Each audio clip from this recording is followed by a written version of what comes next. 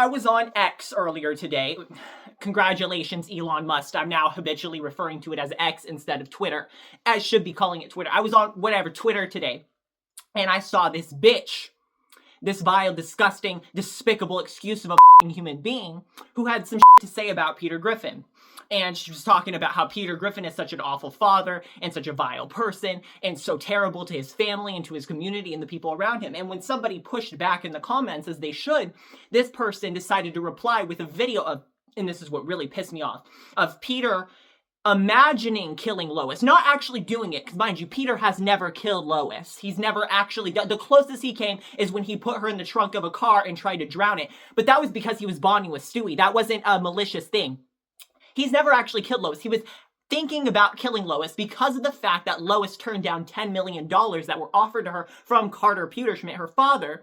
Meanwhile, Peter, for the past however many years, has been breaking his back 5 days a week, working. And this is one thing that you can't say about Peter Griffin, is that he doesn't care about his family, because he doesn't let his family go hungry. They're not missing a meal. There's always something on the table. There's a roof over their head. And Peter makes sure he brings home enough money to take care of his family, first and foremost. So before you want to say, there's a reason why the show is called Family Guy. That's because that's exactly who Peter Griffin is. Peter Griffin provides for not just his family, he helps other people in the community. Let's make that clear. Okay? And all the things that he finds money for, the Peter Copter, all that, it really shows how hard he works. Okay? Meanwhile, Peter is over here having what is an intrusive thought. Let's be clear about what you're shaming him for. Because all of you like to act like you're activists, like you're some sort of mental health advocates. But the moment we're talking about Peter Griffin, suddenly all that goes out the window. And suddenly we don't understand what living with a disability is actually like. We don't understand what an intrusive thought is. And he's probably not even choosing to have this thought. But you want to post that video of him with the little thought bubble and act like that incriminates him and makes him some kind of bad person. Well, let me tell you something, bitch, it doesn't. Peter Griffin is a wonderful person. And here's the thing, if we want to get into why Peter Griffin is under so much scrutiny and why people have so much to say about him and why they dissect every single thing he does, we could get into the ableism, we could get into the fat phobia, the biphobia, and by extension, the homophobia. We could get into the transphobia because he did come out as transgender at one point in time. We could get into the xenophobia because he's a Mexican immigrant and has an Irish accent. We could get into the racism because he has black ancestry. There's all kinds of different factors at play here and different kinds of bigotry that people espouse onto Peter Griffin and just don't even think about it because they've dehumanized him in their minds so much to the point they don't even think it. There is a Peter Griffin-sized hole in people's ethics.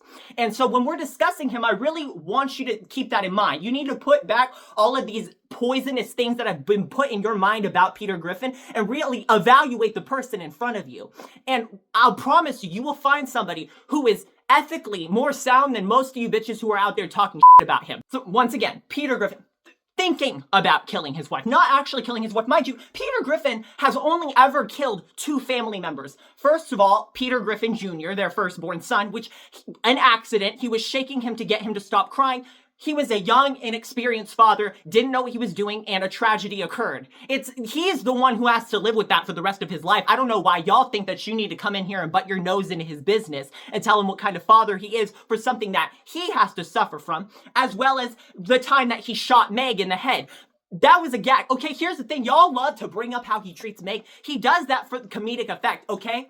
He doesn't actually mean it when he farts in her face. He doesn't actually mean it when he beats the shit out of her, okay? It's a joke. And he's doing it for the camera because he knows that you're watching and that you're only going to be entertained by that. So it's really you. It's really you people who are disgusting and you need him to be doing that. If you look at him on most of the episodes, he's a perfectly good father to Meg. He bonds with her. He treats her with respect, okay?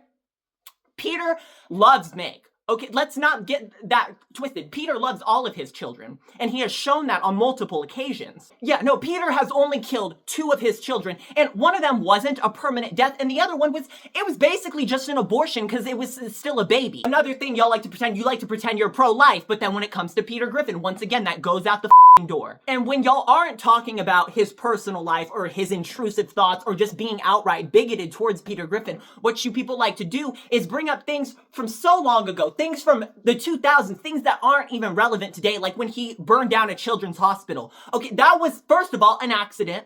Okay? Secondly, he knew it was bad when it was happening. He understood that it was wrong. He didn't mean to do it. Okay? And yes, 19 children died.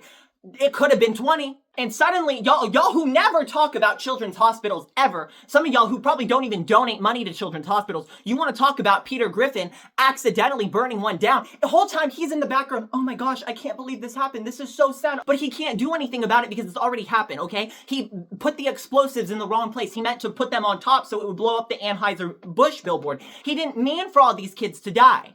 But y'all still want to throw that in his face like he's responsible when it was an accident and he didn't mean to do it. And he served his time. He went to prison for a week. What more do you want from him?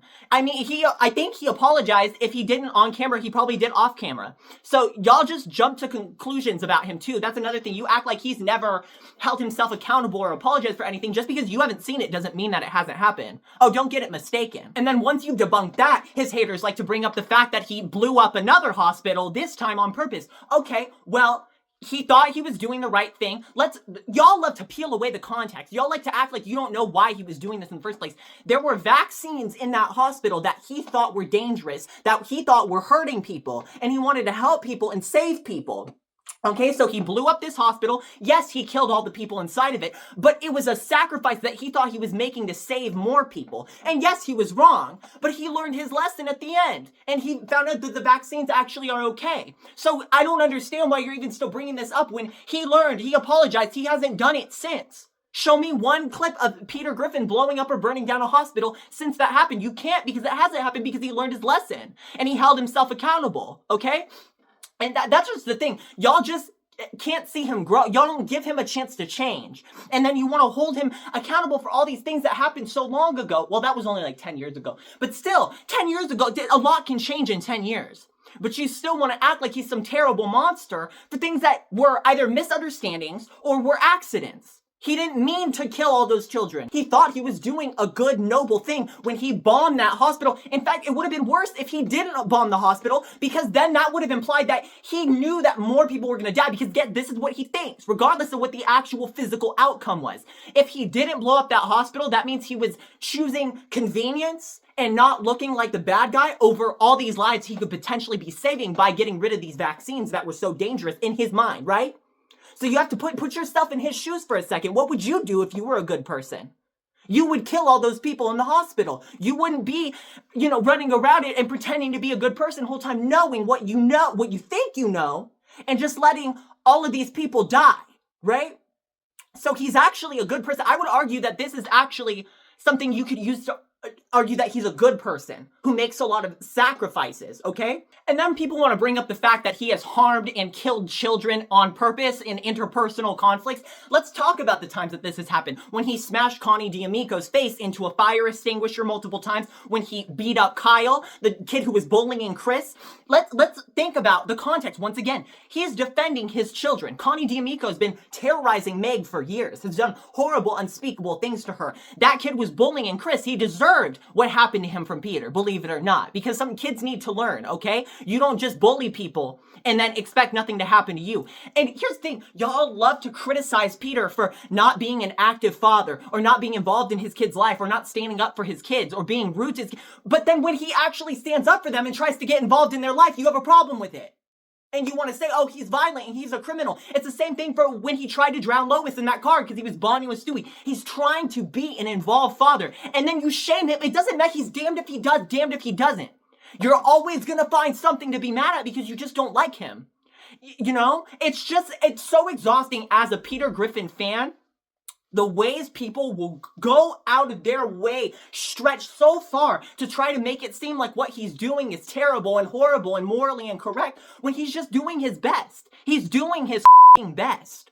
And you just won't let him. And then people will take it a step further. Once you've debunked all that, they want to bring up the fact that he tried to marry Chris. Okay, well, let's make one thing. Marrying his son was a strategic idea. It wasn't because he was trying to be romantically or involved with his son. He just wanted the money that his son was about to inherit from Carter. Once again, context. And guess why he wanted that money? To provide a better life for his family. And if he didn't marry Chris, he wasn't going to be able to be in control of that money. Chris wouldn't have known how to spend that money. Peter is the grown adult who, and maybe he might spend it on a few frivolous things, but all in all, he's going to make sure his family's fed. And then maybe he could actually be at home more and be a more involved father. There's so many dominoes in effect here, and you're not even thinking about the big picture just because you want to jump on the Peter hate train bandwagon so much that you are completely recontextualizing his actions to fit whatever agenda you're trying to push, whatever kind of persona you're trying to project onto him, probably because you're uncomfortable with yourself. There's things within you that you don't like, so you're putting it onto him, and you're trying to fault him for trying to marry his son when he's just doing what he needs to do to get by. It's basically the same as like when God wanted Abraham to kill his son.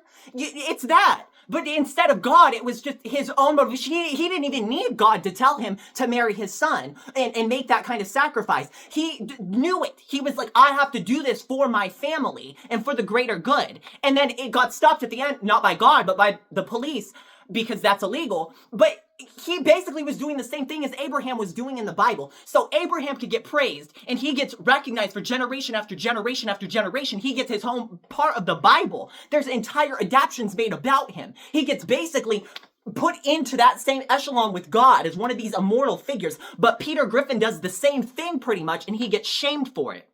Okay, and at the end, he didn't marry his son. He didn't actually go through with it because they stopped him. And guess what? He learned his lesson at the end that it's not okay to marry your son.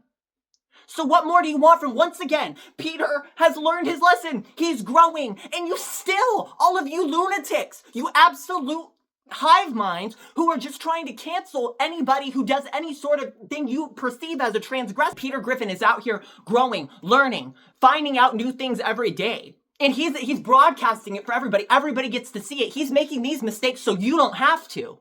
And you're so ungrateful that you want to sit there and demonize him and make him into some kind of villain. I bet if you never saw these episodes of Family Guy where Peter is making these mistakes, you would probably make these mistakes yourself. A lot of you. See, that's really the problem with a lot of you, is you like to act like you're so perfect and like you've never done anything bad before in your life. You've never made a mistake. You've never put your foot in your mouth, said something you weren't supposed to say, done something that you shouldn't have done, or made the wrong decision, been a little rude, been a little selfish, burned down a children's hospital, tried to marry your son. You act like you've never done anything like that before in your life, and then you want to judge this man who's just trying to, if every single mistake you ever made, if every single problem that you've ever had, if every single conflict, interpersonal problem that has ever transpired in your life was put on national television, I bet you people would be judging you too. And you probably wouldn't like it when they didn't give you the grace. I bet you wouldn't like it when people say, oh, you're just eternally this terrible person who can never be redeemed because you did this and this and this and that. No, you would want the opportunity to grow and change and become a better person. So why can't you give that to Peter Griffin when he's shown on many occasions how good of a person that he can be, okay? And yes, he accidentally shot Cleveland Jr., another instance of child abuse, where he thought he was doing the right thing. He thought he was protecting the neighborhood by shooting Cleveland Jr. You see how it all comes back around to, at the end of the day, Peter Griffin is doing his best to be the best person that he can be. And you just sit there and judge him because you think you're so perfect. Well, let's see you then. Come to the front. Let's see the mistakes that you made in your life. Tell me the worst thing that you've ever done to somebody. And I bet you it's worse than anything that he's done. Y'all are too judgmental. Y'all are so brave and judgmental on the internet. And you just don't understand what you're even doing to people's psyche when you say these horrible things about them. Let people grow. Let people learn. Let people change. Give people the benefit of the doubt sometimes. Don't just focus on the negatives. Focus on the positives. Think of all the great things that Peter Griffin has done. Remember when Carter offered him $1 million to not marry Lois, but he married her anyway because he loved her that much? That's the kind of person that Peter Griffin is. I wish people would focus more on that person instead of whatever made up terrible villain persona you've made of him just because he burned down a couple of hospitals and tried to marry his son and killed a few people, okay? Think next time before you post hate.